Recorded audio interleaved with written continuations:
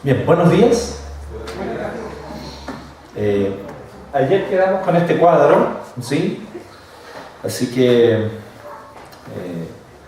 solamente un breve repaso. Hablamos al respecto de cómo efectivamente hay dos tipos de personas básicamente en el mundo: los que han nacido de nuevo y aquellos que no, aquellos que están muertos en delito y pecado y aquellos que han nacido de nuevo por el Espíritu de Dios, ¿cierto? Sabemos que eso es así, pero vimos de que esta forma de ver las cosas, que es correcta, sin embargo puede ser o puede llevarnos o inducirnos a un error. Pensar de que existen básicamente las personas que por lo tanto son buenas o se esfuerzan en hacer el bien, y las personas malas, que están desviadas y que están en vicios y que están en rebeldía. Pero la realidad es más compleja que eso. Vimos que de las personas que están muertas en delitos y pecados, puede haber dos formas de estar muertos en delito y pecado. Una de ellas es efectivamente siendo alguien rebelde, que se opone a la ley de Dios, se opone a la palabra del Señor y por lo tanto busca vivir según sus propios parámetros. Pero también una persona puede estar muerta, y muchos están muertos en sus delitos y pecados, siendo religiosos, correctos y personas, entre comillas, buenas. Entonces, de algún modo nosotros podemos decir que hay tres formas de vivir. Hay dos corazones esencialmente: corazones muertos en delito y pecado y corazones que han recibido nueva vida en Cristo. Pero hay tres formas de vivir. Tres formas de vivir. Por lo tanto, uno puede estar perdido de dos maneras. Una de ellas es creyéndonos o creyéndose una persona su propio Señor, y la otra es cuando una persona se cree su propio Salvador. Entonces, antes de que pasemos al próximo diapositiva, todavía no, hablemos un poquito sobre esto. La Escritura nos muestra que nosotros, al creer en Cristo, Él pasa a ser nuestro Señor y Salvador. Yo quisiera en esta hora, primeramente, decirle a usted que no hay ningún fundamento bíblico para decir que Dios solamente, o que Cristo es solamente mi Salvador, pero no mi Señor. Entonces, usted alguna vez escuchó eso. Usted alguna vez le dijeron: no, lo que pasa es que usted solamente recibió a Cristo como Salvador, pero no como Señor. O no basta con creer en Cristo como Salvador, también hay que tenerlo como Señor. Pero eso es falso, eso está mal planteado. Porque las dos cosas son juntas. Es todo o nada. O eres Señor y Salvador, o no es nada en tu vida. Pero esa separación ni siquiera está en la Biblia. En la Biblia en ningún lugar dice que yo puedo recibir a Cristo solo como Salvador y no como Señor. Eso no tiene absolutamente ninguna lógica y no tiene absolutamente ningún fundamento bíblico. Usted nunca va a ver a ningún apóstol en el Nuevo Testamento predicando esto, enseñando esto, ni siquiera insinuándolo. Entonces se hacían algunos gráficos antiguamente de que alguien que teníamos un trono en el corazón y que Cristo podía estar en el corazón pero no en el trono. La verdad es que eso induce a error. Ese es un pensamiento más bien alimentado por una serie de presupuestos modernos y no tiene nada que ver con el fundamento bíblico. Bíblicamente, o Cristo es nuestro Señor y Salvador, o no es nada. ¿Bien?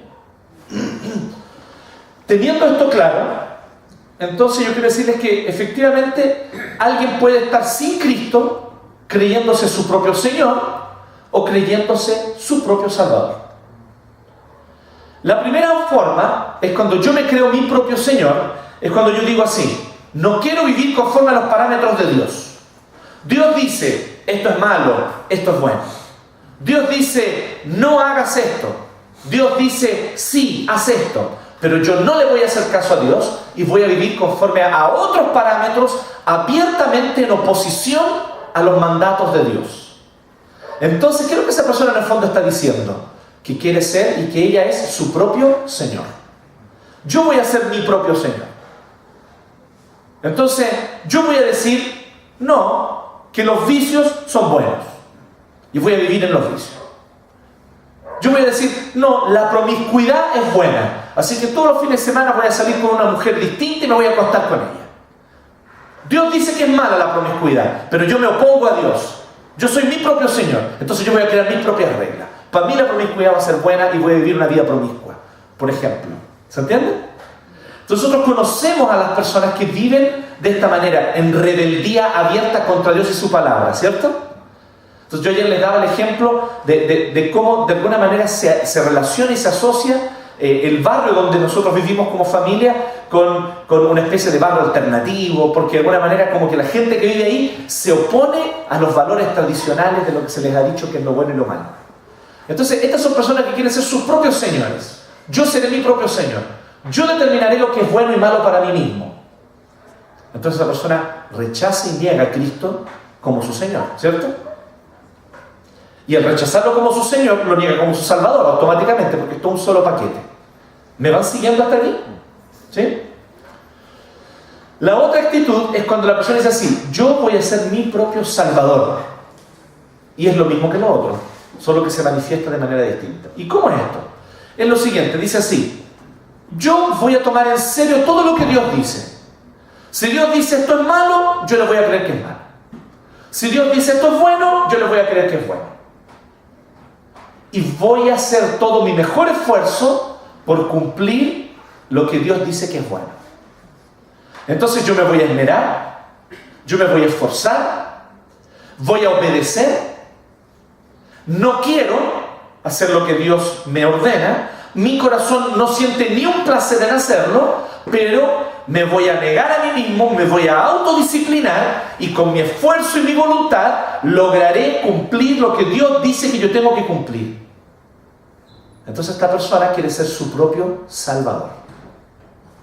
Le está diciendo a Dios, Dios, dame la lista de cosas que hay que hacer, yo voy a tomar la lista y la voy a ir cumpliendo y le voy a poner un visto al lado a medida que la voy cumpliendo.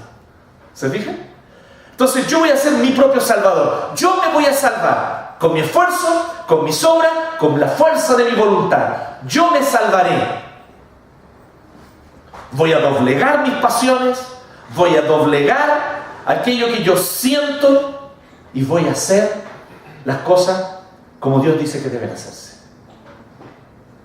Esta era la condición del hermano mayor ayer en la parábola, ¿se acuerdan? El hermano mayor, por lo tanto, vivía en esta actitud. Así que efectivamente hay muchas personas que dicen, yo soy mi propio Salvador. Así que rechazan a Cristo como Salvador, automáticamente lo rechazan como Señor también. Porque, vuelvo a decirlo, es todo un solo paquete. ¿Sí? O Él es Señor y Salvador, o no es nada. ¿Se fijan la idea? ¿Estamos claros con esto? ¿Alguien tiene alguna duda, alguna pregunta? Para que podamos pasar a lo próximo. El segundo grupo sería lo que tú definiste como los religiosos. Perfecto, esos son los religiosos o moralistas. ¿Está bien? Entonces nosotros vemos que hay una diferencia entre la religiosidad y el evangelio. ¿Gonzalo? Hermano, ¿sabes eso que tú decías en ese cuadro que se ponía el círculo, ¿cierto? El corazón, la silla, ese conectado. Sí. Eso era muy común. Ajá, sí. Era muy común hasta en materiales evangelísticos que por años enseñamos. Las 4 leyes espirituales. Exacto, no solo en la asamblea. No. Fue transversal en todos lados. Entonces, A ver. esto se enseñaba que usted ha aceptado solamente a Cristo como su Salvador, pero no como Señor, le falta eso. Entonces, eso era una enseñanza común. Sí, de hecho hay un tema muy importante ahí, para que veamos que esto no tiene nada que ver con ninguna... O sea, lo peor que uno podría hacer es decir así, oye, mi tradición denominacional no cometió esos errores. Bill Bright, que fue el que creó esos gráficos, era presbiteriano. Ok, gracias. Entonces, cuando tú dices, la asamblea, no, en todas las iglesias se enseñó eso, esto era transversal, lamentablemente, porque te genera una idea muy errónea, ¿sí? Por un lado, es una tendencia a un cierto perfeccionismo, y por otro lado, la insatisfacción con el Evangelio. Eso es un sentimiento muy común. Es decir, yo recibí a Cristo, pero necesito algo más. No es suficiente con recibir a Cristo.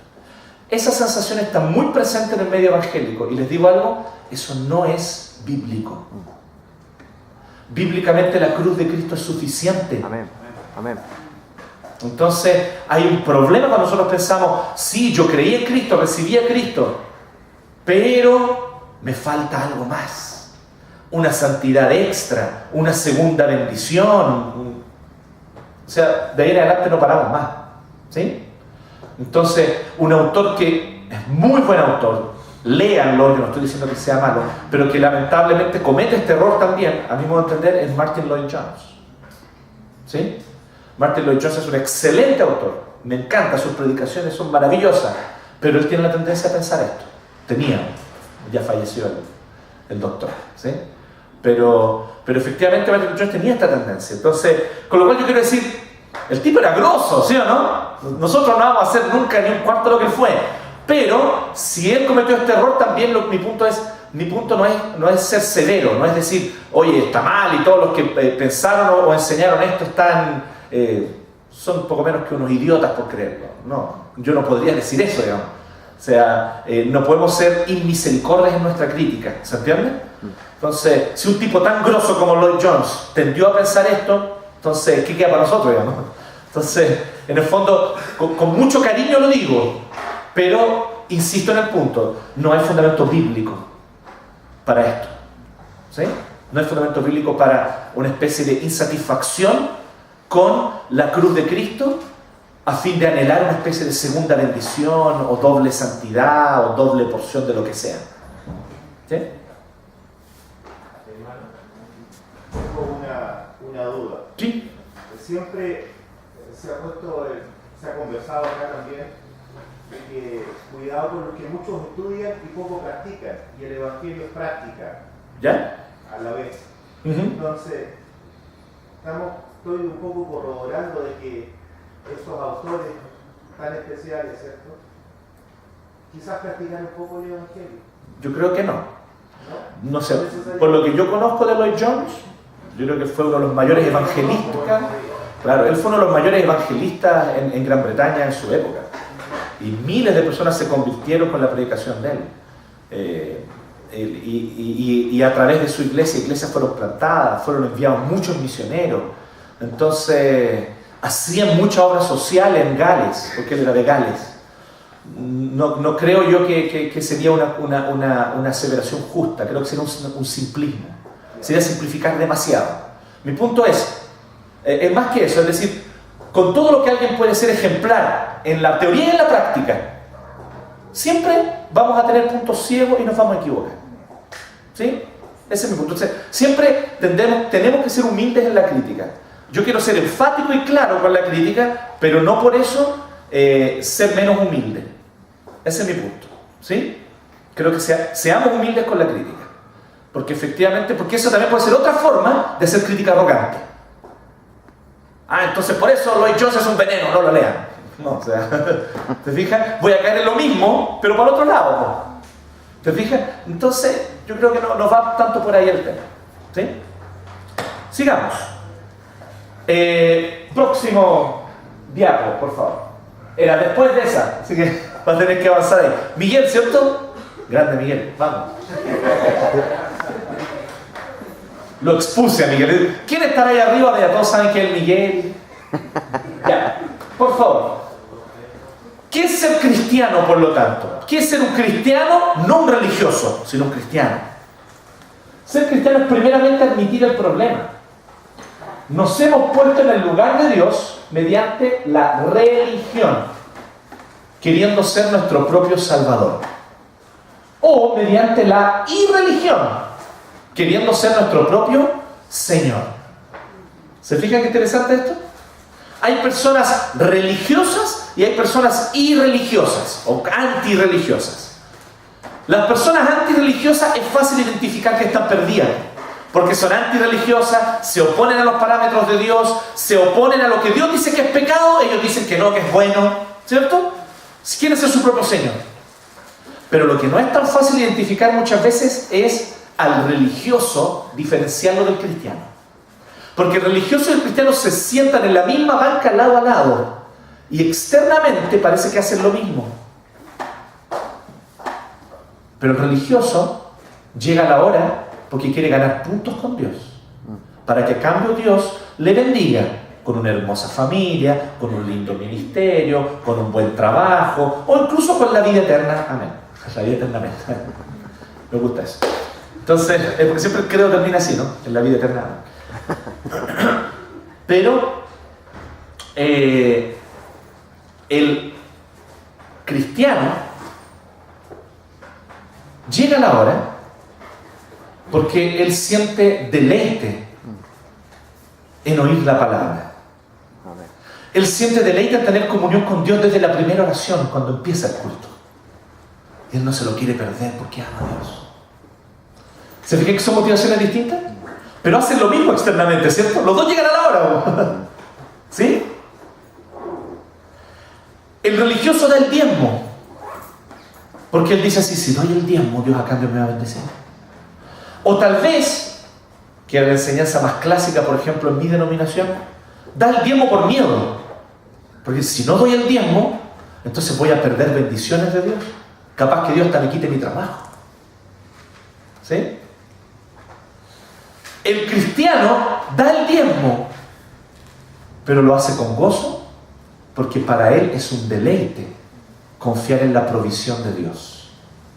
Entonces él viene y dice así: yo no dependo de un cheque, yo dependo de Dios para mi sustento. Por lo tanto, si un 10% de él yo lo tengo que entregar, lo entrego con gozo y con alegría, porque el Señor Jesucristo lo dio todo por mí en esa cruz. ¿Con qué argumento yo le voy a decir al Señor: no tomes mi 10%? ¿Se fijan? Le estoy dando el ejemplo del diezmo porque el diezmo lamentablemente en el último tiempo ha sido muy mal utilizado en ciertos contextos, ¿cierto? Muy mal utilizado. Pero el problema es que mucha crítica ha ido a tirar junto el agua de la bañera con el bebé. ¿Conocen eso, no? Imagínense que usted está bañando a la guagua en la bañera y después bota el agua sucia con la guagua. ¿Sí? Bueno, muchos hacen eso con el tema del diezmo. Dicen así: oye, todos estos predicadores que se aprovechan de la gente pidiéndoles el diezmo, exigiéndoles el diezmo, ¿cierto? Y criticamos. Pero podemos terminar tirando también la guagua junto con el agua sucia. Tengan cuidado. ¿Sí? El diezmo es un parámetro bíblico. Y cuando yo a la luz del Nuevo Testamento digo: pero ya no hay obligación de dar el diezmo, no, porque a la luz del Nuevo Testamento debería dar más del 10%. El 10% es poco. Porque la revelación de la gracia me despierta a dar más de lo que yo daba bajo la ley. Así que no se saquen los pillos con que en el Nuevo Testamento Jesús me enseña el diezmo. No, lo necesita. La revelación de Cristo es tan potente que ahora para mí 10% es poco. Así que tengan mucho cuidado, porque hay unos por ahí que por criticar a estos falsos predicadores que exigen el diezmo, se están sacando los pillos para no dar en la iglesia. Y la falta de generosidad es falta de comprensión de la gracia. Si usted se está tomando de eso para no dar el diezmo, usted está en pecado, hermano. Necesita arrepentirse. Se está sacando los pillos. Porque lo que Cristo hizo por mí en la cruz me mueve a dar más del 10%, mucho más. Y mientras más porcentaje pueda dar, más voy a dar. ¿Sí? ¿Se van fijando en el tema? Y yo no tengo por qué decirle a ustedes el porcentaje que doy, porque eso no es problema de ustedes, es entre yo y Dios. Pero yo solo les digo eso.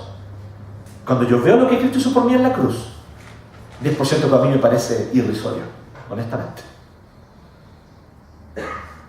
¿Bien? ¿Vamos siguiendo la lógica? Ok. En segundo lugar, ser cristiano es descansar en el remedio. Pedimos a Dios ser aceptados por los méritos de Jesús, sabiendo que Dios nos acepta por el histórico y los logros de Jesús, no por los nuestros. Este es un factor clave. No, déjelo ahí, por favor. ¿Dónde estaba? Gracias. No, está súper bien Miguel. Está súper bien. Miguel lo está haciendo excelente. ¿Sí? De hecho, tan bien que se adelanta. ¿Sí? Bien. Entonces, esto es clave para entender el Evangelio. ¿Ustedes saben cuál es la esencia del Evangelio? La esencia del Evangelio es que no importa lo que tú hagas, no importa lo que tú digas, no importa el esfuerzo que tú hagas. No es eso lo que cuenta delante de Dios para que Él te ame, te acepte y te quiera como hijo. El único fundamento, la única razón, la única motivación por la cual Dios nos ama, nos acepta y nos acoge como hijos es los méritos, los logros y la obra de Jesús. Amén. Eso significa que lo que me hace un cristiano no es algo que Dios ha hecho en mí, sino algo que Dios ha hecho fuera de mí, en el Gólgota, sobre esa cruz. Yo estaba observando algo muy interesante de este templo. Entonces, como profe de liturgia en el seminario, enseño liturgia también, ¿cierto? Y como profe de liturgia me gusta observar un poco cómo los templos están distribuidos, ¿sí? Y yo sé que la mayoría de nosotros, sobre todo en el contexto más moderno, simplemente construimos templos no tanto con símbolos, sino más con la finalidad práctica de que sea un buen lugar para reunirnos y para congregarnos. Y ok, puede ser. Pero yo noté algo aquí. Hay 3 cruces acá.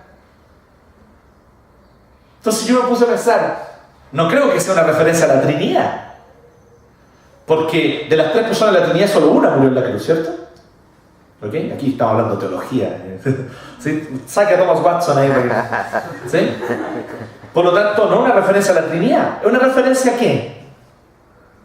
¿Qué es lo que a ustedes se les viene a la mente con estas 3 cruces? Una grande, al medio, más importante, y otras 2 a los lados. El hecho histórico. Cristo fue crucificado entre 2 ladrones. Me llamó la atención esto. ¿Sí? Lo encontré muy potente, muy interesante. Yo no sé si fue a propósito, si simplemente alguien lo hizo, a lo mejor, va a quedar bonito si ponemos las 3. No lo sé, honestamente. Eso el Señor lo sabe. Pero yo lo vi, interpreté, dije, el púlpito está haciendo referencia al hecho histórico de lo que ocurrió en el Gólgota. Por lo tanto, no solamente tiene una cruz como un símbolo de la muerte de Cristo, sino que esto va más allá. Y me gustó. Porque lo que nos quiere decir es, fue un hecho histórico. Y cuando Cristo estuvo sobre el Gólgota, derramando su sangre sobre esa cruz, Él no estaba solo. Había un ladrón a cada lado. Por lo tanto, está hablándonos del hecho histórico. Un antiguo padre de la iglesia decía que, así como Cristo fue crucificado entre 2 ladrones, también muchas veces nosotros podemos cometer el error de presentar el Evangelio entre 2 errores, decía él. Interesante, esto es una alegoría totalmente, pero decía, entre 2 errores. O presentar el Evangelio como, la verdad es que no importa lo que tú creas, no importa lo que tú pienses, Dios te va a salvar igual. ¿Sí? Es lo que se llama el antinomismo, incluso algunos le dicen, mientras tú creas, no importa cómo vivas tu vida. Eso no tiene sentido en la lógica del Evangelio, ya lo vamos a ver por qué. Y el otro error es el moralismo o la religiosidad. ¿Sí? Entonces es interesante notar esto. Pero fíjese el punto. Cristo derramó su sangre como un hecho histórico, ¿cierto? Real, concreto. Ese hecho histórico, real, concreto, es la razón por la cual usted y yo somos salvos. Nosotros tendemos a pensar y a tener una idea errónea de cómo el Evangelio nos salva. Muchos de nosotros pensamos que el Evangelio nos salva porque cuando yo creo, Cristo viene a vivir en mi corazón. Y al vivir en mi corazón, Él entonces me comienza a capacitar para obedecer a Dios a fin de que yo pueda obtener el cielo. ¿Me siguen lo que estoy diciendo? Vuelvo a decir. Lo que yo tengo que hacer es lo siguiente: abrir mi corazón, recibir a Cristo. Cristo viene a vivir en mi vida y el poder de Cristo actúa en mí para que yo pueda salvarme y llegar al cielo. Si usted piensa que es así como somos salvos, usted está equivocado. Bíblicamente somos salvos porque hemos creído en algo que Dios hizo no en mí, sino fuera de mí, en la cruz. Amén. Es un acto externo a mí. Y es por eso que mis altibajos espirituales, emocionales, de comportamiento, de lo que sea, no son lo que importa más delante de Dios. Nuestro histórico personal, o sea, vamos a llamarle aquí el histórico, el registro de todo lo que hago, bien o mal, ¿sí? Mi histórico personal no es lo que cuenta delante de Dios. Lo que cuenta es el histórico de Cristo. Amén. Y Cristo vivió una vida perfecta en mi lugar. Así que usted, hermano, puede descansar en que no necesita ser perfecto para que Dios lo ame. Cristo fue perfecto. Amén. Por usted. Amén. ¿Me van siguiendo la idea? Ahí viene la pregunta, entonces, ¿cuál es la motivación para obedecer? Nos vamos a dormir en los laureles así, pues, pastor, no enseñe la gracia. Ya lo vimos ayer. Ese mismo argumento le dijeron a Pablo. ¿Y qué dice Pablo? Es imposible que eso ocurra, porque la gracia no te permite quedarte donde estás. Amén. La gracia renueva el corazón y produce un cambio tan radical que, de hecho, ¿cómo lo llama Pablo? Pablo dice que nosotros pasamos de estar muertos en delitos y pecados a recibir nueva vida en Cristo. Amén. Por lo tanto, ahora yo no quiero vivir en el pecado, no por miedo al castigo, ni por deseo de recompensa posterior, sino simplemente porque amo a Dios y mi placer es obedecer. Entonces ocurre una transformación en mi corazón. Pero lo primero que yo tengo que entender es lo siguiente: ser salvo es un acto de fe, de pura gracia mediante la fe. Y la fe es una fe valiente, porque viene sola, no viene acompañada. ¿Cachai? Unos cobardes acompañados. Ok, fue un chiste fome. Pero la fe es una fe sola. O sea, yo solo por el acto de creer soy salvo. Recordemos el hecho histórico que está reflejado aquí, po. Uno de los ladrones se salvó, ¿sí o no? ¿Y cuánto tiempo tuvo para hacer lo bueno? Nada, pues se murió ese mismo día, po. ¿Sí? ¿Cuánto proceso de santificación tuvo él? ¿A cuánta gente le evangelizó? ¿Cuánta obra social él hizo en el nombre de Cristo? Él no pasó a hacer nada, pero solamente creyó. Y por creer, ¿cuál es la promesa de Cristo? De cierto te digo, hoy estarás conmigo en el paraíso. La fe sola es lo que nos salva.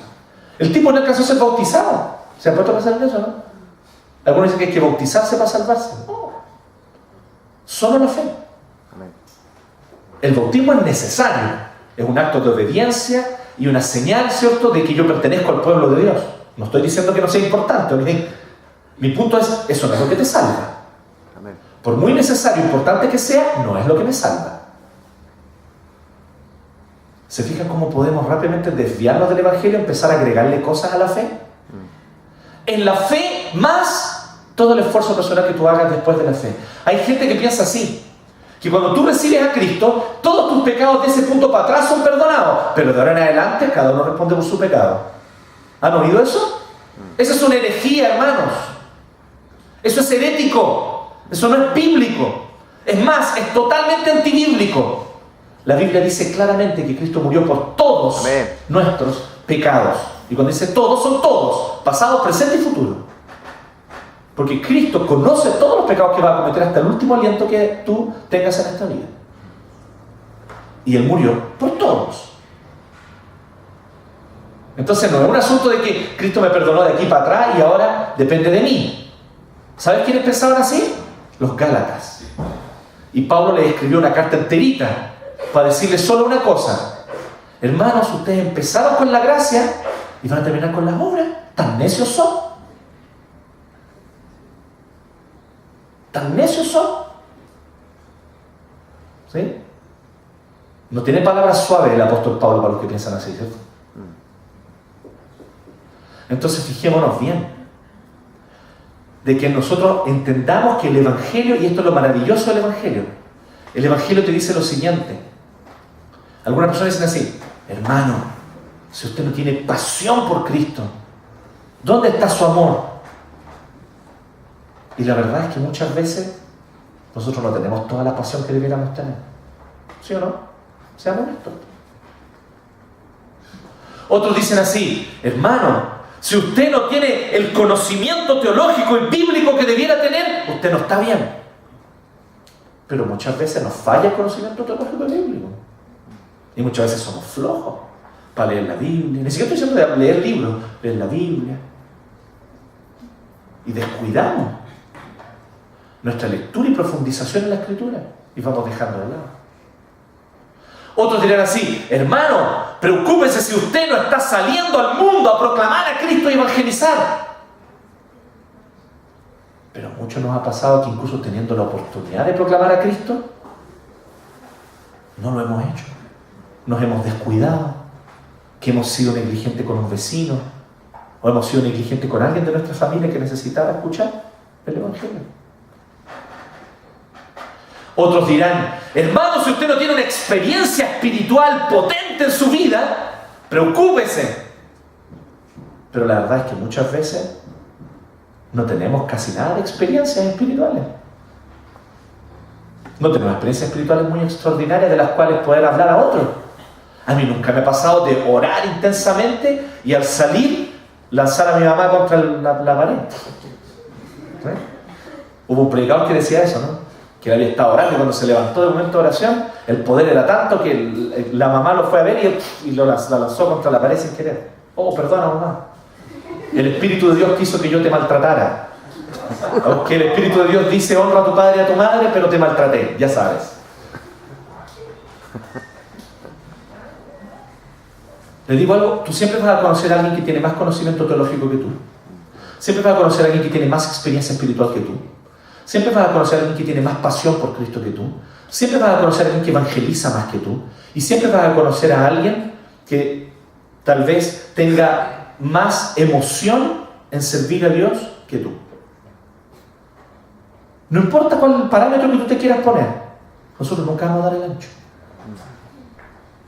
Pero ¿sabes cuál es la buena noticia del Evangelio? Que es el histórico de Cristo el que cuenta ante Dios, no tu histórico. Amén. Que es la obra de Cristo la que me representa delante de Dios. Así que yo estoy cubierto de la obra de Cristo delante del tribunal de Dios. Entonces cuando Dios me ve, no me ve a mí, Él ve a Cristo. Este soy yo, ¿sí? ¿Ok? Esto vale mi vida sin Cristo, de hecho. Quizás menos, ¿sí? Así que esto soy yo, 100 pesos. Yo ni 100 pesos. Entonces, ¿están viendo la moneda? ¿La ven? Sí, puede ser un acto de magia aquí increíble. Así que me parece. ¿Sí? ¿Ven la moneda, cierto? ¿Y ahora la ven? Les dije que era un acto de magia increíble. ¿La ven? ¿La ven o no? Pero está ahí, ¿cierto? Miren la moneda. Sigan mirando la moneda. Están mirando la moneda, pero ya no la ven. Están mirando hacia la moneda, ¿sí? Pero lo que ven ya no es la moneda. ¿Qué es lo que ven ahora? Mi mano que la cubre. Así somos salvos. Amén. Nos cubre Amén. la gracia de Dios, nos cubre el histórico de Cristo. Amén. La vida, la justicia y la perfección de Cristo. Amén. Tú no tienes toda la pasión por Dios que debieras tener, pero Cristo la tuvo en tu lugar. Amén. Tú no tienes toda la práctica que debieras tener. A lo mejor eres un cristiano poco práctico, que lee mucho y practica poco. No está bien eso. Pero te digo algo, nunca vas a tener la práctica que se necesita para que Dios te acepte, así que tampoco tiene que ser ese tu interés. Cristo fue todo lo práctico que alguien puede llegar a ser. Y lo fue por ti, en tu lugar. Tal vez tu problema es lo contrario. Tú no tienes todo el conocimiento teológico y bíblico, doctrinal que debieras tener. Cristo lo tuvo todo el conocimiento teológico, bíblico y doctrinal perfecto. En tu lugar, por ti. No importa cuál sea el parámetro con el cual tú te midas. Siempre tienes que recordar que no se trata de ti ni de tu justicia.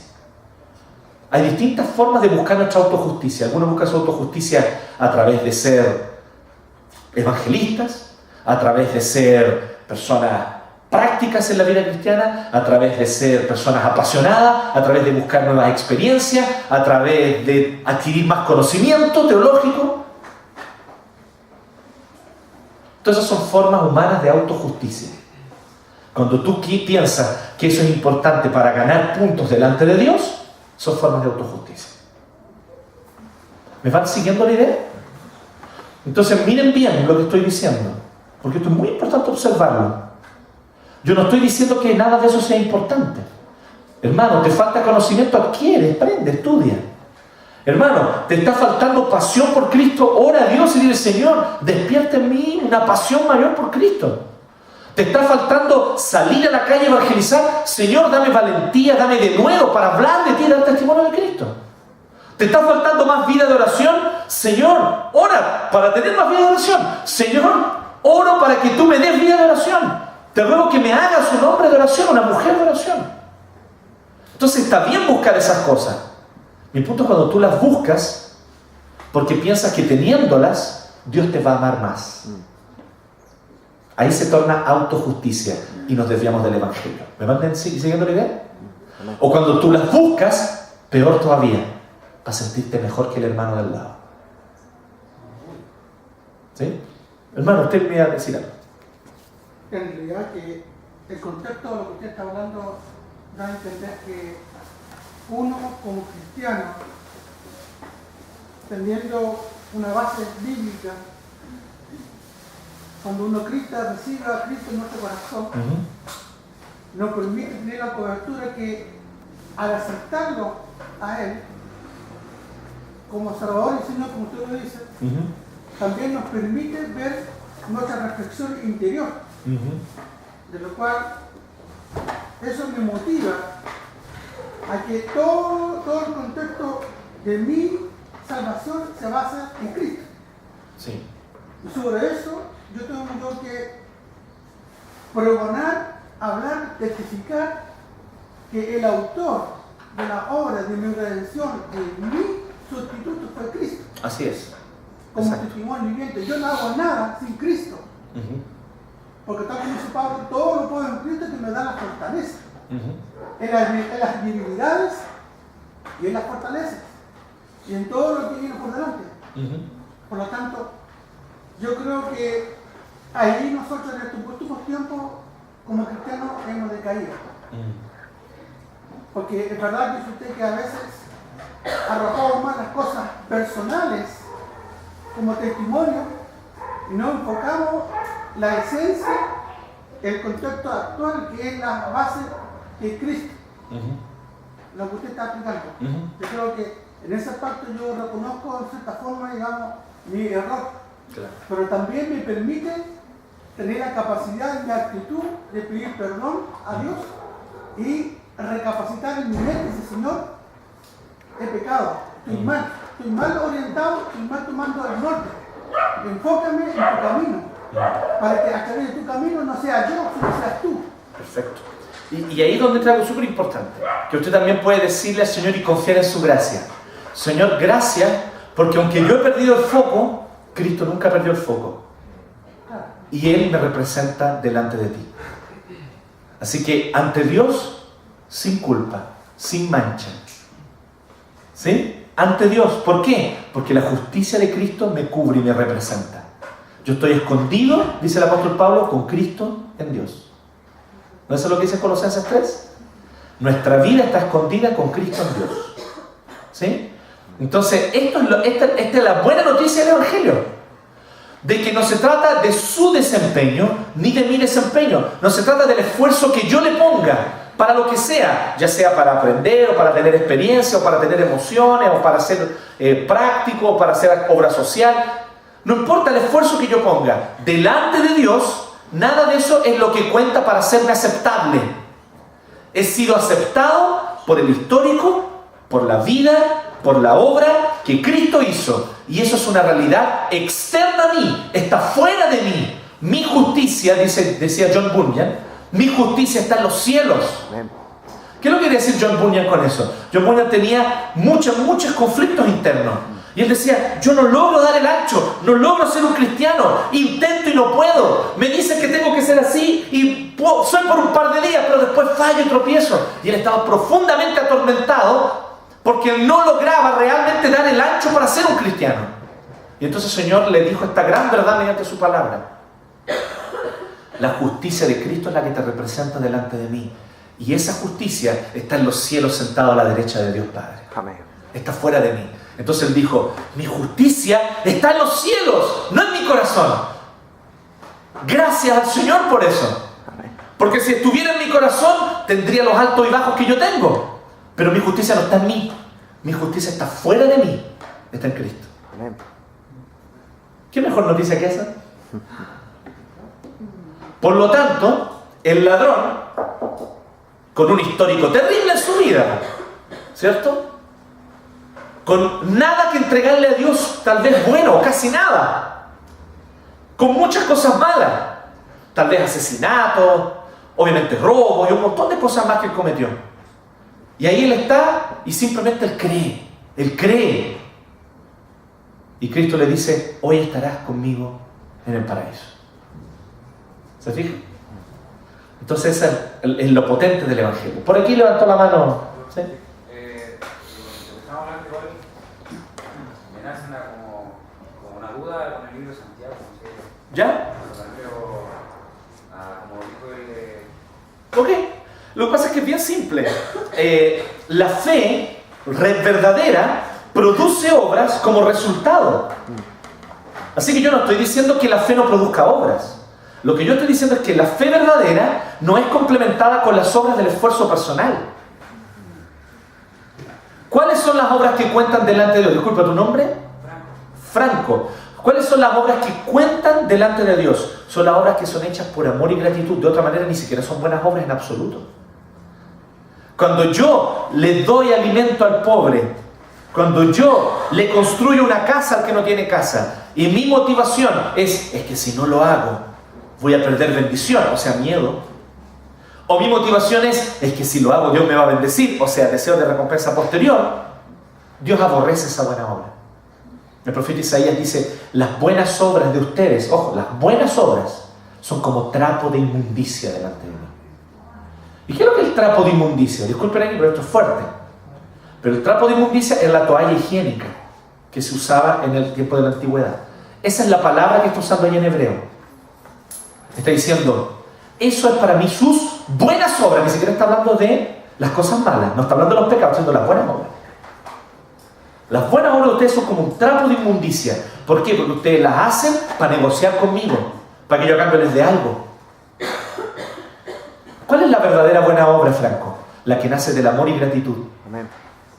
Y las únicas buenas obras que nacen del amor y gratitud son aquellas que nacen como respuesta a entender que Cristo me amó y me aceptó a pesar de todo mi pecado. Amén. ¿Te fijas? Por eso es que Santiago dice, la fe verdadera va a producir obras como resultado. Pero el camino es ese. C.S. Lewis lo pone así en Mero Cristianismo. Él dice, los cristianos no creemos que Dios nos ama porque seamos buenos, sino que creemos que porque Dios ya nos ama, aunque no somos buenos, Él nos hará buenos. ¿Te fijas? Hay una gran diferencia, ¿no? Y no es un mero juego de palabras. Si usted cree que es un mero juego de palabras, no cachó nada. Porque esto es realmente profundo.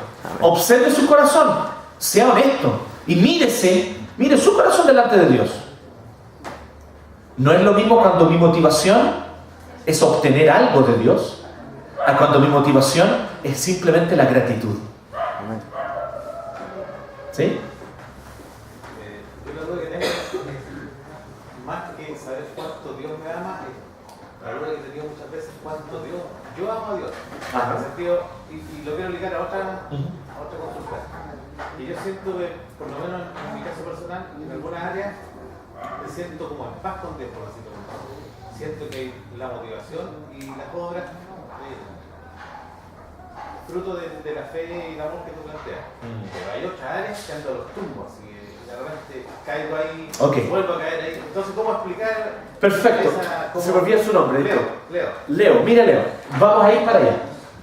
¿Sí? Así que es solo por eso que no te respondo. Porque justamente dentro de las próximas 2 diapositivas vamos a trabajar eso. ¿Sí? Pero excelente la pregunta, significa que me están cachando para dónde vamos. ¿Sí? Porque cuando uno está atento, ya prevé lo que viene. Entonces ahí ya vi que Leo está atento, ¿eh? Por lo menos Leo, no sé los demás. Los demás son pecadores miserables, pero la justicia que Cristo los representa, así que está bien. Bien, sigamos entonces. Por favor, próximo diálogo. Bien, este es justamente el tema. ¿Ustedes saben lo que es el modo por defecto? Lo que en inglés le dicen default mode. Es como vienen los computadores de fábrica.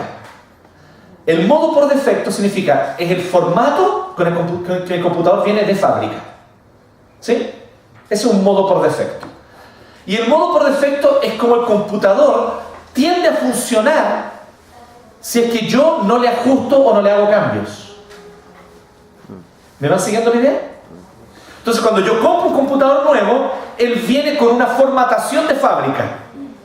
Y el computador tiende a ser de esa manera, a no ser que yo introduzca cambios en el computador. Eso es el modo por defecto. Bueno, aquí viene lo importante, Leo. La religión es el modo por defecto por el cual nosotros funcionamos. Se lo voy a poner de otra manera porque el modo por defecto es muy abstracto. En la religión es nuestra ley de la gravedad. Y tú no levantas un avión con pura buena voluntad, ¿cierto? Para que un avión se eleve y pueda llegar hasta los aires, ¿cierto? Hasta los cielos, hasta el tercer cielo, no, hasta los cielos, para que un avión pueda llegar, primero tú necesitas una fuerza, ¿cierto? Disculpen la redundancia, pero la fuerza muy fuerte, que lo eleve del suelo. Tiene que agarrar una cierta velocidad y por lo tanto necesita las turbinas. Y estas turbinas le van a dar la fuerza y el impulso para que el avión se pueda elevar. Una vez en el aire, ya el aire de alguna manera también produce una especie de colchón que lo va afirmando y por eso su forma, las alas, ¿cierto? Etcétera. ¿Bien?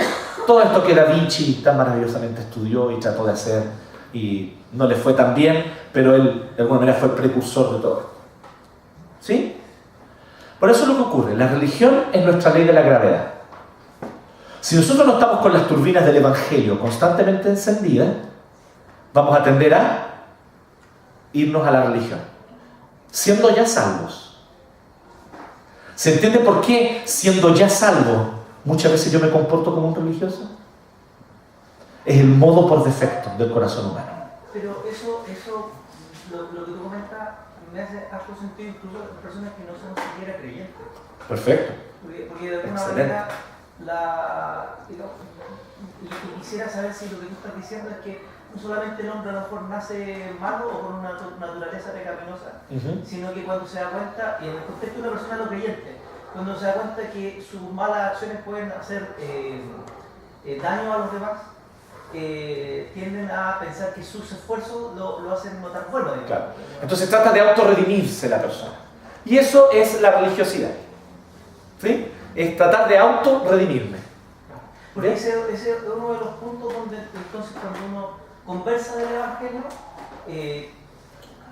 insisto, en el contexto de personas no creyentes, es donde uno tiene que ser, debería ser uno de los puntos que uno debería hacer alguna vez. Excelente. Cuando yo voy a presentar el Evangelio, eso lo vamos a trabajar después, más tarde, es clave que yo le muestre a la persona que sus esfuerzos son insuficientes para salvarla. Eso es uno de los temas más importantes. A nosotros se nos enseña muchas veces a presentar el Evangelio así. Bueno, todos nosotros cometemos cosas malas, ¿cierto? Mentimos, robamos y hacemos cosas malas. Ahí la persona te queda mirando y dice, pero yo no miento, yo no robo. Tal vez esté engañada, ok. Pero la persona piensa, ¿de qué cosas malas me habla? Entonces nosotros presentamos mal el pecado. Y por esa causa evangelizamos mal. Si nosotros no le presentamos el diagnóstico correcto a la persona que le estamos presentando el Evangelio, no vamos a poder presentarle bien el remedio. Entonces ya vamos a ver cuál es el diagnóstico, ¿sí? Pero muy bien dicho. Tal cual, la religión es el modo por defecto en que el corazón humano opera. O sea, todos. Todos son religiosos y de algún modo moralistas. Solo una cosita, Gonzalo, porque quiero dar un ejemplo aquí con esto. El The Clinic. ¿Conocen The Clinic? Ultraliberal, ¿cierto? Que se libere el aborto, ¿cierto? Que matrimonio igualitario, que, en fin, entonces, ¡oh, qué liberal este diario! Les digo algo, es el diario más moralista que yo he leído. ¿Saben por qué es moralista? Porque todos los que no piensan como ellos son unos imbéciles. Es lo que ellos dicen. ¿Se fijaron eso, no? Es más, ni siquiera, incluso pierden toda capacidad argumentativa. No, estos idiotas conservadores, una vez más la estupidez de la visión tradicional del moralismo chileno, dicen ellos, y empiezan a criticar, pero lo que pasa es que cero argumentación. las cosas en una manera táctica, a mi modo de ver, entonces el que lo mira simple ese diario, solo el titular, porque como vale más, no todos lo compran, puede entender de que todo es para la chacota, pues mira, sí. Viene algo y lo tiran así en el titular, chacota, entonces puede ser como todo lo político, lo económico, lo que supuestamente es importante para el país, se transforma en una chacota. Entonces, en esa manera puede tomarse como un humor sarcástico. Sí, sí, no, de hecho lo es. Y aquí yo no estoy haciendo ninguna condenación moral. Mi punto es justamente mostrar, tampoco diciendo no lo compren, porque de hecho yo lo compro. El punto es que el diario es moralista y la editorial, la edición del diario tiene una clara línea editorial. Los que no están de acuerdo con nosotros están mal. ¿Se fijan cómo todos se condenan entre sí? Ese es mi punto. Les voy a dar otro ejemplo de lo que veo un poco en el centro de Santiago, donde nosotros estamos ya plantando una iglesia hace 3 años y haciendo un esfuerzo evangelístico allí. Miren, hay 2 tipos de personas.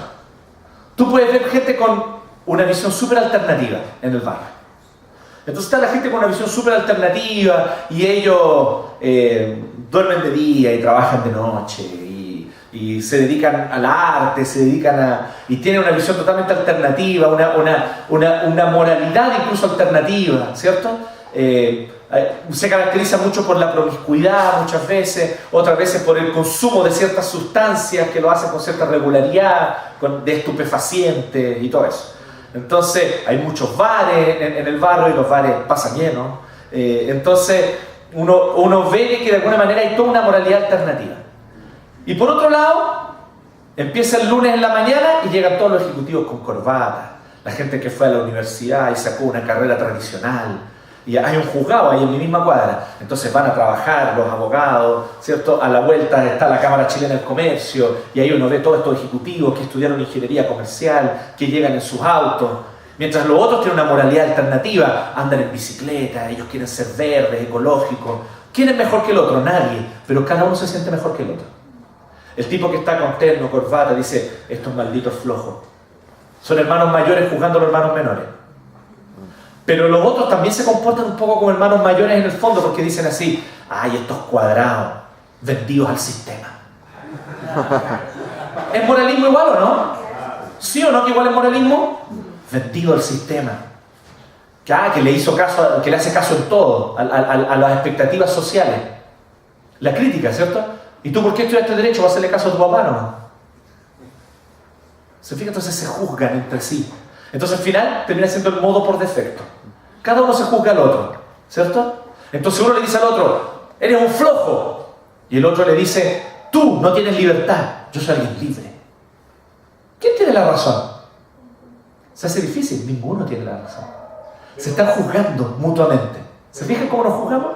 Por eso que en la vida cristiana, el que se siente salvo y evangeliza, está a un paso de transformarse en un religioso que juzga, porque la manera como antaño se hacía evangelismo, yo lo veía por lo menos, sin en ese momento sentirme ni ser cristiano.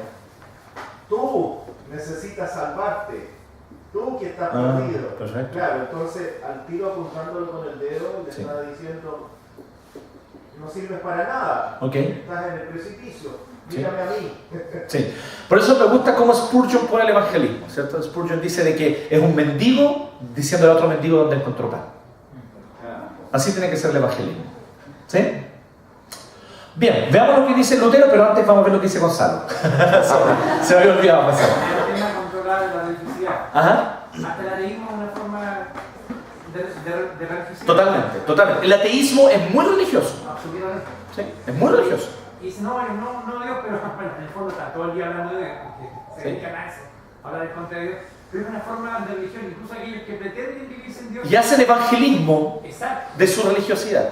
Ya sea el dinero, tu trabajo, tu equipo favorito de fútbol, vas a crear una religión si no está Cristo o el Evangelio en el centro del corazón. Exactamente, exactamente. ¿Sí? Bien, entonces, fijémonos lo que dice Lutero al respecto de esto. Miren. Él dice, no hay uno solo en mí que no base su confianza sobre sus esfuerzos y trabajos, esperando mediante ellos ganar el favor de Dios. Y, ojo, miren, me gusta cómo lo pone Lutero, anticipar su gracia. ¿Se fijan interesante? Anticipar la gracia, o sea, yo hago algo antes antes que Dios me dé la gracia, hago algo que me hace merecer la gracia, lo cual de por sí ya es una contradicción. Pero es lo que muchos buscan, anticipar la gracia de Dios. ¿Sí? Entonces dice, es así como hacen una feria con ellos, o sea, con sus esfuerzos y trabajos. Hacen una feria con sus esfuerzos y trabajos. Y esto es algo que Dios no puede soportar, ya que Él ha prometido su gracia libremente. Y desea que comencemos confiando en esa gracia y en ella llevemos a cabo todas las obras, cualesquiera que éstas sean. Ahí está Santiago, ¿te fijas? Que llevemos a cabo nuestras obras a partir de una fe y no al revés. ¿Sí? Porque piensa lo siguiente, cuando yo trato de hacer buenas obras para que a cambio Dios, si es que yo logro hacer las buenas obras, Dios me ame, es falta de fe. No creo que Dios me ama. Por eso yo tengo que esforzarme para ganarme ese amor. Es falta de fe. Por eso Santiago tiene razón. La fe verdadera, produce obras. ¿Por qué? Porque yo creo que Él me amó. Y ahora quiero ser como Él. Quiero imitarlo a Él. Quiero estar donde Él está. Quiero que mi corazón lata a su ritmo. Esto es amor. Es una relación de amor la que la gracia despierta en nosotros. Ya no es una relación de intercambio. ¿Sí? Yo hago para que a cambio Dios me dé. ¿Sí?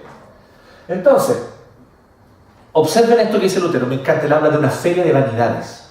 Él dice que las personas empiezan entonces a hacer una feria, comparándose unos a otros. Y es lo que un poco, lo que les digo, es lo que un poco yo veo en mi barrio. ¿Sí? Entonces unos se juzgan a otros. ¿Sí? Ahí están estos hipientos flojos. ¿Sí? Y el tipo ahí está con corbata, llega en un buen auto, es un exitoso profesional. Y el otro, que anda en bicicleta y todo eso, ahí están esos vendidos al sistema. Que trabajan y no disfrutan la vida. No conocen lo que es la libertad. Y de alguna manera, como decía, los dos están equivocados, pero los dos tienen algo de razón también. ¿Se fijan? Pero el problema es que se juzga, se hace una feria. Pero les digo, ¿dónde yo he visto las peores ferias de vanidades? Les voy a tener que decirlo. En la iglesia. Nosotros hacemos una feria de vanidades, hermano. Entonces uno viene y dice al otro, si tú supieras la teología reformada como yo la conozco, si tú hubieras leído los autores que yo he leído, eres un ignorante que no sabe nada. Y el otro, ¿cierto? Le dice, frío, si tú conocieras las profundidades del amor de Dios que yo he tenido en mis momentos de oración, cómo yo he disfrutado a Dios con pasión. Y ahí el otro dice, estos dos pares de no sé qué. No se me ocurre nada bueno cuando dice este par de pecadores. ¿Ah? Si fueran ellos hombres prácticos como yo, que evangelizo, salgo a la calle, hago buenas obras, atiendo a mis vecinos. Feria de vanidades. ¿Se fijan? A veces entre los pastores, este no sabe ni predicar, si predicara como yo predico. Y el otro le dice, tú ni siquiera sales a visitar, si visitaras como yo visito. ¿Que uno se siente mejor que el otro? Feria de vanidades. ¿Qué es lo que dice ahí? Que Dios no puede soportar. ¿Sabe lo que está diciendo Lutero ahí? No, Lutero no está hablando así al voleo. Lutero está haciendo referencia al profeta Isaías. Capítulo 1, el profeta Isaías nombra un montón de festividades religiosas que Dios había ordenado a través de Moisés en el Éxodo y en el Levítico. Como las fiestas de Luna Nueva, los sábados. Ninguna fiesta pagana. Está nombrando todas fiestas religiosas que eran de adoración a Jehová. Pero Jehová les dice así, no soporto que vengan a mi templo, no soporto que vengan a la sinagoga, no soporto que vengan a ofrecer sacrificio, no soporto toda la obediencia, porque la obediencia de ustedes es solo una feria de vanidades. Por eso que David, esto no es mensaje del Nuevo Testamento solamente, en el Antiguo Testamento lo tenían claro. ¿Qué es lo que dice David en el Salmo 51? Que no basta con holocaustos, de lo contrario yo te los daría. El sacrificio a Dios son el corazón contrito y humillado. Y ese era el problema del pueblo. Por eso que Isaías remata diciendo, este pueblo de labios me honra, mas su corazón está lejos de mí. ¿Por qué? ¿Cómo mi corazón está lejos de Dios? Cuando mi corazón no depende de Dios. Cuando mi corazón no confía en la gracia. Todas las veces que usted se presenta delante de Dios pensando, tuve una buena semana, fui obediente, ayudé a mi vecino, hasta llevé un canasto de cosas para los damnificados. No, qué buen culto voy a rendir hoy día. Usted ya está partiendo mal su culto. Pésimo. Porque usted está basando su culto en su esfuerzo. Y así que no es un culto a Dios en absoluto, es un culto a usted mismo. Entonces usted se presenta delante de Dios, ¿y qué tal Dios? ¿Cómo estuve? ¿Cómo lo hice yo? Qué linda semana tuve, Mira cómo ayudé a mi vecino, mira cómo ayudé a los necesitados, mira cómo evangelicé, o mira todo lo que estudié. Me leí Thomas Watson entero esta semana, Señor. Así que tienes que aceptarme mi adoración. ¿Se fija? ¿Sí? A través de un perfil falso de Facebook hablé contra los apóstoles. No voy a decir nada, voy a sacarlo ahí. Entonces, ahí uno dice, ¡oh, qué bueno soy! Dios me debe admirar y querer mucho porque yo hago un gran esfuerzo por preservar la sana doctrina, o hago un gran esfuerzo por evangelizar. ¡Qué mal, hermano! Feria de vanidad, eso no es culto en absoluto, eso es una feria. Y Dios no soporta esta feria. ¿Se acuerdan? Miren qué interesante esto. Nosotros tenemos que pensar que ciertas cosas por sí solas son buenas. Pero la Biblia nos enseña que si no las hacemos con el corazón correcto, no van a ser buenas en absoluto. Por ejemplo, orar. Obviamente que es bueno orar, pero uno puede orar mal. ¿Sabían ustedes que uno puede orar mal? Jesús lo dijo. ¿Se acuerdan? El publicano y el fariseo. Uno oraba bien y el otro oraba mal, pues sí o no. ¿Por qué? Porque dice así. Mira, observen bien cómo Jesús lo dice. Dice que había un fariseo y un publicano orando. Y el fariseo decía, gracias Señor te doy porque yo no soy como ese publicano. Gracias Señor porque yo no ando robando, yo no me enriquezco ilícitamente. Gracias Señor porque yo hago todas las cosas correctas, porque yo soy un buen hombre.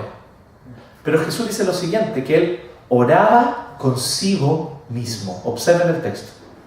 No dice que oraba con Dios, dice oraba consigo mismo.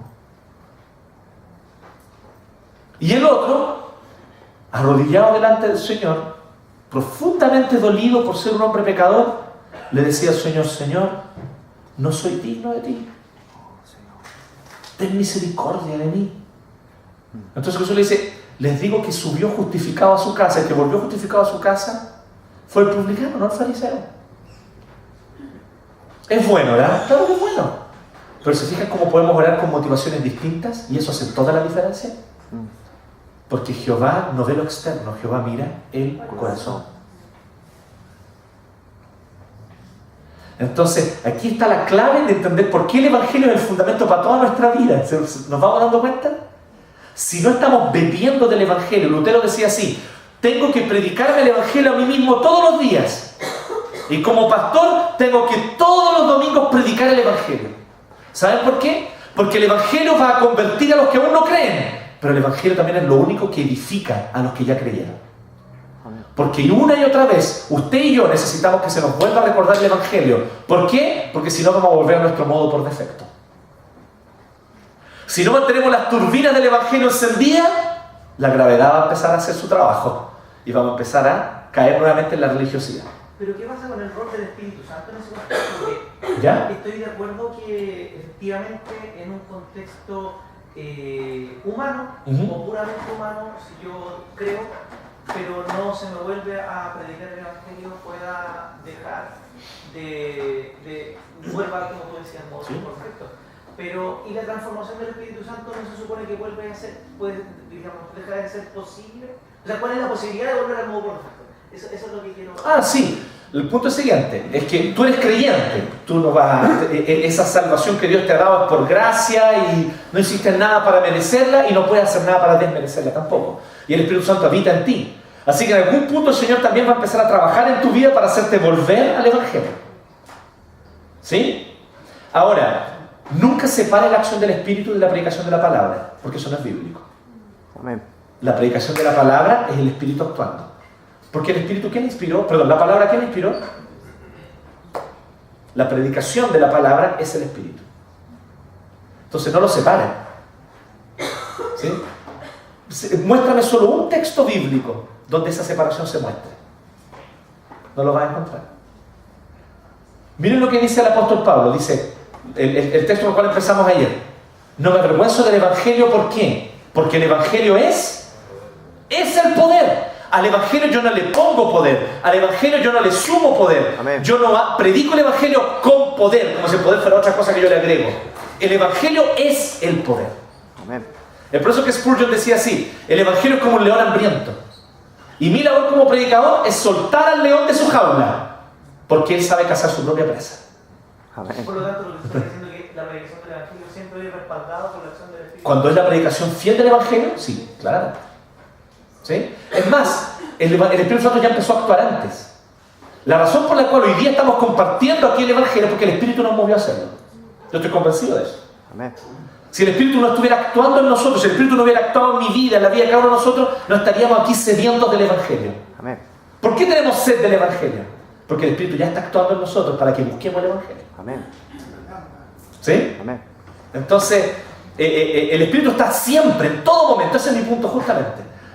Yo no quiero pensar en el Espíritu como una fuerza que de repente yo le sumo. No, si el Espíritu es Dios y hay que honrar al Espíritu Santo. El Espíritu Santo está haciendo su obra desde el inicio. Si Él no estuviera haciendo la obra, yo no tendría ni siquiera interés en la palabra de Él. No tendría interés en el Evangelio. Y menos estaría aquí tratando de hablarles de Cristo. Porque dice que nadie busca la gloria de Cristo, a no ser que el Espíritu Santo esté dando eso. Por lo tanto, la transformación del hombre tiene que ver con digamos, esa búsqueda que no es natural de acercarse a la No es natural. El Espíritu Santo comienza a actuar primero. ¿Sí? Hay un tipo muy bueno que se llama Henry Blackaby. ¿Sí? Él escribió un material de estudio y discipulado que se llama Mi experiencia con Dios. No sé si alguna vez lo han visto. Se los recomiendo, es bastante bueno. Yo no estoy de acuerdo con todo lo que él dice ahí, pero en términos generales es un muy buen material, muy bueno. Y Henry Blackaby dice que cuando alguien está buscando a Dios, tienes que parar las antenas. Porque la Biblia dice, no hay quien busque a Dios, no hay ni siquiera uno. Y Jesús dice, nadie viene a mí si el Padre no le da que venga.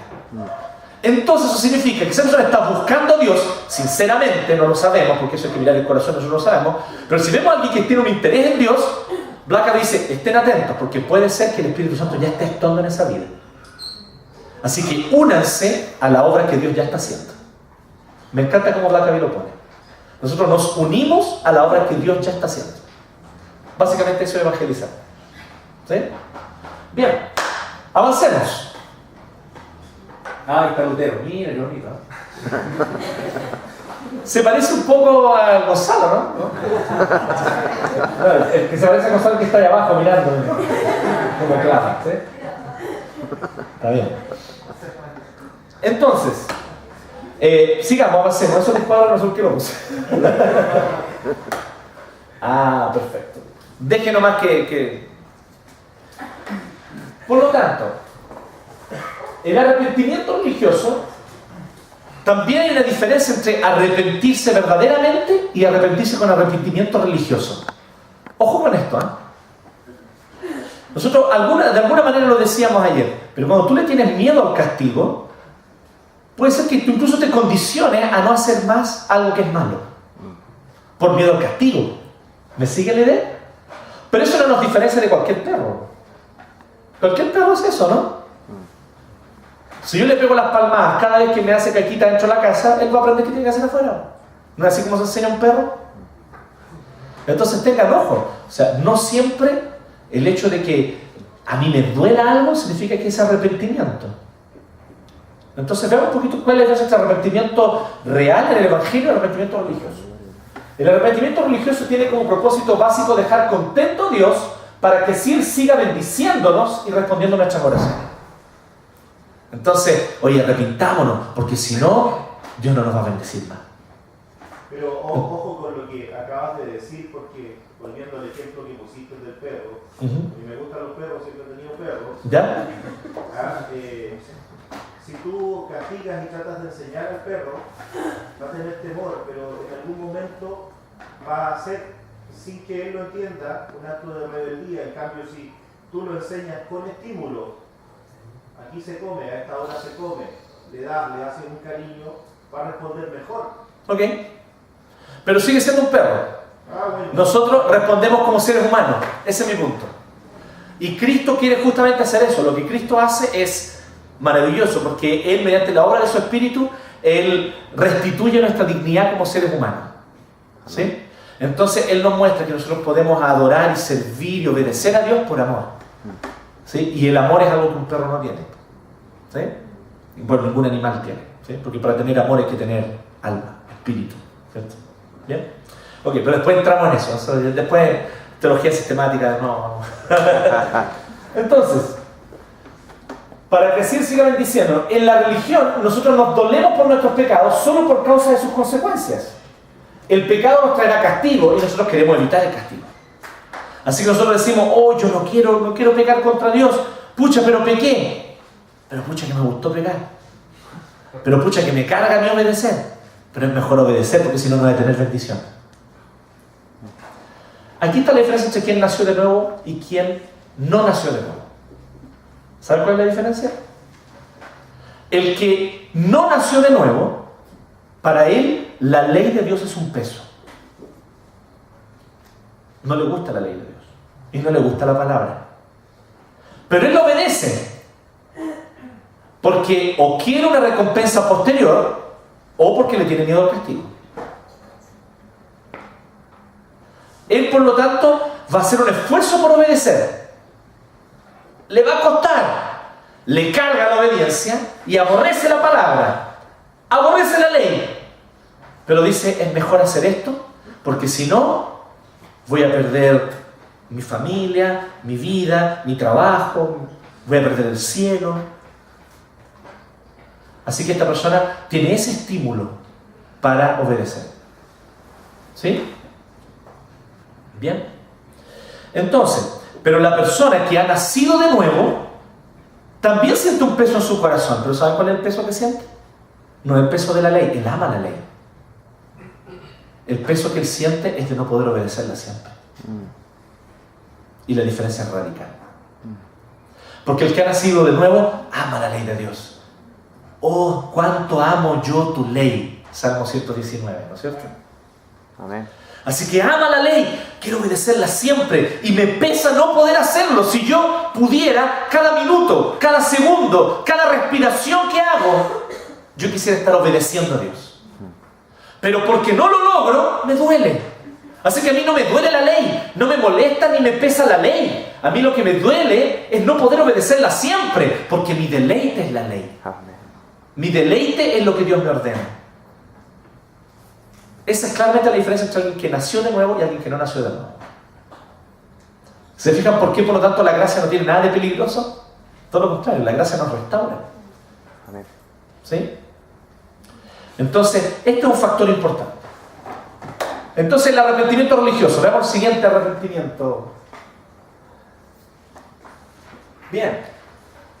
¿Cómo es el arrepentimiento de quien ya conoció a Cristo en el Evangelio? En el Evangelio, el conocimiento de nuestra aceptación en Cristo nos hace darnos cuenta que el pecado ya no nos lleva a la condenación. Entonces yo ya no tengo miedo, no es como, ay, voy a confesar mi pecado porque si no lo hago, entonces... No, ya no es miedo. ¿Qué es lo que es ahora? Por lo tanto, el pecado es horrendo, no por lo que nos pasa a nosotros si pecamos, sino porque deshonramos y desagradamos el corazón de Dios. Amo a Dios y no quiero entristecerlo. El arrepentimiento, según el Evangelio, es centrado en Dios, no en nosotros. ¿Se ve la diferencia? Señor, nadie vio que yo pequé, pero me duele haberlo hecho. Y me duele haberlo hecho porque deshonré tu gloria. Pero hay algunos que no se arrepienten a no ser que los descubran. Entonces eso no es arrepentimiento. Te aviso al tiro. Eso no es arrepentimiento. El arrepentimiento, por lo tanto, verdadero, el arrepentimiento del Evangelio está centrado en Dios, no en nosotros. Es teocéntrico, no antropocéntrico. Entonces, aquí también hay una radical diferencia de cuando el Evangelio viene a nuestra vida. ¿Sí? Entonces, nosotros lo podemos poner de la siguiente manera. Supongamos nosotros, ¿cierto? Que, perdón, se me olvidó tu nombre. ¿Sí? Pablo. Pablo. Okay. Supongamos que el apóstol Pablo, ¿sí? Él le gusta salir a correr en la mañana, cosa que es mentira, pero no importa. Supongamos que así fue. Entonces Pablo le gusta levantarse a las 5 de la mañana a correr. Y cuando Pablo sale a correr, y él va por la avenida corriendo, haciendo ejercicio, otras 2 personas también, vecinos de él, también se levantan a la misma hora y hacen lo mismo. Básicamente la misma rutina. Pero cada uno de ellos tiene una motivación diferente. Uno de ellos se levanta porque el médico le dijo, si tú no empiezas a hacer ejercicio te vas a morir. Tienes que cuidar tu salud. Y si él dijo, si yo me muero, tengo esposa, tengo hijos, los voy a dejar solos, y le dio miedo, le dio terror darse cuenta de que podía entonces morirse y dejar a su familia sin sustento. Así que esta persona pone el reloj a las 5:30 de la mañana y cuando suena se levanta porque el miedo lo levanta. No me quiero morir, tengo que tener una buena salud para seguir manteniendo a mi familia. Y va a trotar. El otro vecino de Pablo se levanta porque leyó un día en una revista que si él hacía ejercicio en la mañana, entonces él iba a poder trabajar mejor durante el día y estar más atento. Y estar con mejor energía y disfrutar más el día. Así que él dijo, yo quiero por los beneficios. Y no solo eso, sino también porque si él tenía una mejor forma, iba a agarrar más minita. ¿Sí? Entonces este es un vecino, un soltero, un tanto promiscuo, ¿cierto? Entonces este vecino de Pablo, él le carga también correr, igual que el otro, también le carga correr. Pero cuando suena a las 5:30 la alarma, él se levanta y dice, no, porque los beneficios son buenos. Hay grandes beneficios, después yo voy a trabajar con energía, voy a tener un lindo físico y las mujeres me admirarán, así que no, yo tengo que salir a correr. Pero a los dos les carga correr. Se levantan y lo hacen igual, uno por miedo y el otro por deseo de una recompensa. Pero Pablo, que es nuestro hermano aquí, ¿sí? Él corre, ¿por qué? Porque le gusta sentir el viento en su rostro mientras corre. Porque su placer es levantar sus piernas, ¿cierto? Y sentir cómo golpean el suelo y él se siente como que volara. Su placer es correr. Así que cuando suena a las 5:30 la alarma, él se levanta con gozo porque dice, qué bueno que voy a correr. No hallo la hora de que suene la alarma para salir a correr, porque amo correr. ¿Se fija la diferencia entre los tres? Bueno, esta es la misma diferencia entre los no creyentes y el creyente que obedece. El creyente quiere obedecer porque ama obedecer. Su deleite es obedecer. ¿Le dé o no le dé una recompensa posterior? Él no está buscando eso. ¿Bien? Los amigos de Daniel, ¿se acuerdan los amigos de Daniel? Obedecieron. ¿Y cuál fue la consecuencia de obedecer? Al horno de fuego. Ellos sabían que Dios los iba a proteger. No tenían idea, hermanos. No tenían idea. Si alguien les dice a ustedes así, que no, que en realidad ellos estaban seguros que Dios los iba a salvar, ellos no estaban seguros de eso. Ellos estaban dispuestos a ser quemados. No tuvieron problema en eso. Porque para ellos su deleite era obedecer a Dios. Y no se iban a doblegar ante ningún hombre. Entonces, esto es lo que nosotros debemos comprender con respecto a la obediencia y con respecto al arrepentimiento. ¿Me siguen la idea? ¿Estamos claros con eso? Bien, entonces creo que... A ver, próxima diapositiva. Perfecto, terminamos. Hay un cuadro del el hijo pródigo cuando vuelve a casa. ¿Sí? Profe, una pregunta. ¿Sabes? Ya se pudiera dejar una cosa porque yo desde chico vengo escuchando un versículo que no tan solo a mí, sino que a varios de los que participaban en la iglesia nos confundimos mucho. Que era sobre el mismo la seguridad de la salvación y todo eso. Estaba en 2 Corintios 5:10, dice, porque es necesario que todos comparezcamos ante el tribunal de Cristo, para que cada uno reciba según lo que haya hecho mientras estaba en el cuerpo, o sea bueno, o sea malo. Entonces, por lo menos a mí igual por mucho tiempo cuando estaba en la iglesia... ¿2 Corintios cuánto? 2 Corintios 10, no, 2 Corintios 5:10. ¿Ya? ¿Ya? ¿Y qué es lo que te complica de ese texto? El tema de ¿a qué se refiere eso de lo que haya hecho en su cuerpo, sea bueno, sea malo, sea... No sé si me explico bien. A ver, si este texto afirmara la salvación por obras, que estaría contradiciendo todo el resto de la Escritura y lo que mismo Pablo dice. Él dice en el 7, vivimos por fe, no por vista. ¿Sí? 3 versículos antes. Entonces el apóstol Pablo no iba a decir algo tan tonto, contradiciéndose abiertamente todo lo que él ha predicado. ¿Sí? Entonces sería un poco ingenuo pensar eso. Entonces, uno de los grandes problemas que tenemos los evangélicos es tomar versículos sueltos y sacarlos de contexto. ¿Sí? Entonces, no hay que sacarlos de contexto. Hay que entender de que efectivamente esta es una realidad dada para toda la humanidad. Vamos a comparecer ante el tribunal. La diferencia es que cuando nosotros los cristianos comparezcamos ante el tribunal, la justicia de Cristo va a estar representándonos. Pero efectivamente vamos a tener que responder por todo aquello. ¿Sí? Con la diferencia que entonces, cuando todos nuestros pecados ahí el Señor los vea, va a decir, ok, pero por todos ellos murió Cristo. ¿Sí?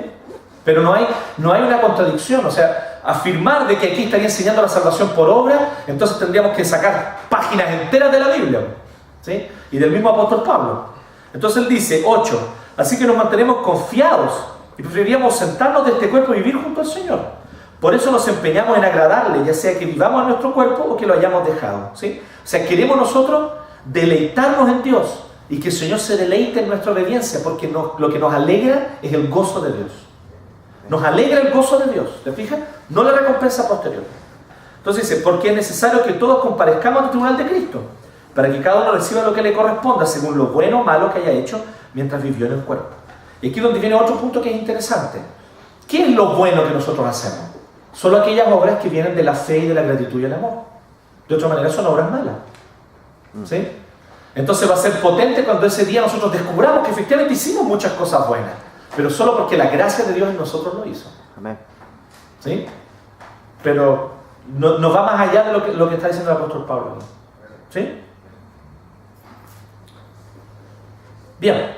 Entonces, no sé si paramos un poquito o seguimos. Paramos, seguimos. Muy bien. Entonces, Miguel está ahí o no se quedó dormido. Miguel está ahí, está despierto. Miguel, por favor, te pasé un PowerPoint que dice diagrama de la cruz.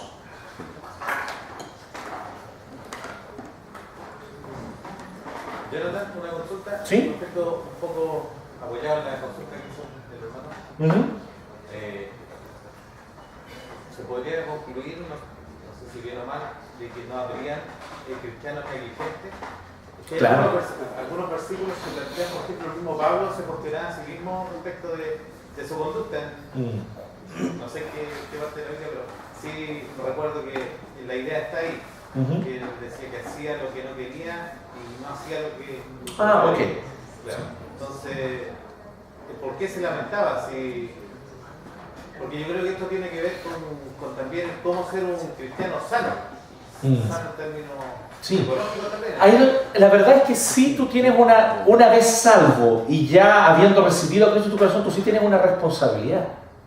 Así yo entiendo hacer el versículo Claro. que plantea él. No es para los no salvos, sino para los salvos que debieran dar frutos. Claro, pero no es un punto de que tú dejes de ser salvo por causa de eso. Claro. ¿Sí?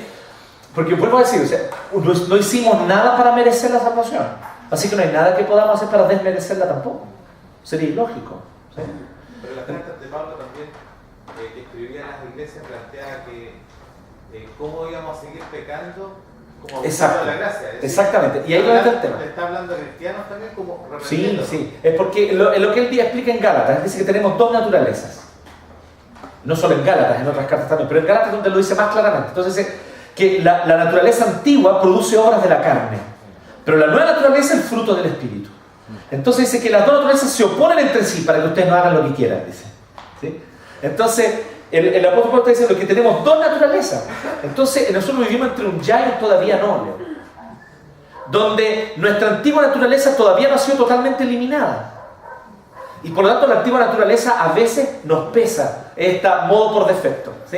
Entonces, nuestra antigua naturaleza quiere vivir de manera religiosa o quiere desobedecer. Ahí está la antigua naturaleza. Pero nosotros ya hemos recibido un nuevo corazón y no nos deleitamos en la antigua naturaleza. Esta antigua naturaleza nos incomoda y no la queremos. Pero no es hasta que cuando Cristo vuelva que nos vamos a ser hechos totalmente de nuevo. Mientras tanto, tenemos un nuevo corazón, somos nueva criatura, pero el antiguo hombre aún habita. Y está condenado a muerte, pero todavía tiene estertores. ¿Sí? Es como alguien que le dan una estocada y todavía de repente ¿sí? lanza un manotazo, pero ya está la estocada puesta en el corazón, ya se está muriendo y está destinado a morir. Pero la antigua naturaleza todavía está allí. Entonces, ese es el punto, que es muy distinto. Entonces, nosotros no estamos diciendo que, por lo tanto, porque eres creyente no pecarás nunca. No, todo lo contrario. Lo que estamos diciendo es que, por la gracia de Dios, Ahora nosotros tenemos una nueva naturaleza y no nos deleitamos en el pecado. Y esto nos va a ir conduciendo a un proceso donde cada vez nosotros vamos a ir oponiéndonos más al pecado. Aquí de hecho les voy a mostrar por qué. ¿Sí? ¿Cómo es posible tener dos naturalezas? Porque finalmente cuando dice que todas las cosas viejas pasaron y luego todas son hechas nuevas. Entonces, yo entiendo, o sea, lo que... Pero él también dice que el viejo hombre está en nosotros, ¿no? El apóstol Pablo dice también eso, ¿cierto? Pero también dice, entonces, ¿cómo conversa la verdad? Porque es nomás. Porque sí. No es porque sí, o sea, lo que pasa es que, a ver, nacimos de Adán, así que tenemos la naturaleza de él. Pero al creer en Cristo, ahora también nosotros nacimos de nuevo de Cristo y somos descendientes de Cristo al mismo tiempo que de Adán. Y la antigua naturaleza de Adán solo va a morir definitivamente y va a dejar de tener cualquier poder en nosotros cuando Cristo vuelva y recibamos un nuevo cuerpo. Mientras tanto, nosotros todavía tenemos la antigua naturaleza y la nueva, y las dos están juntas, superpuestas. ¿Sí? Y por eso hay una lucha. Exacto. Es la descripción de cómo Dios hizo las cosas. Entre un ya y un todavía no. Pero a través de la muerte de Cristo tenemos la redención. Así es. Y la victoria es nuestra. ¿Sí? Y sabemos que vamos a vencer. Entonces, no depende de mí ser salvo. Soy salvo por la gracia de Dios. Pero mientras estoy aquí, lucho. Amén. ¿Sí? Pero yo sé cuál es el resultado final. El Señor ya me lo dijo en su palabra. ¿Sí? ¿Sí? Entonces, ahí es donde está la clave. Ahora, a ver, ¿dónde está la clave para también ir luchando contra el pecado? ¿Bien? Entonces, trabajemos esto un poquito con este diagrama que yo les voy a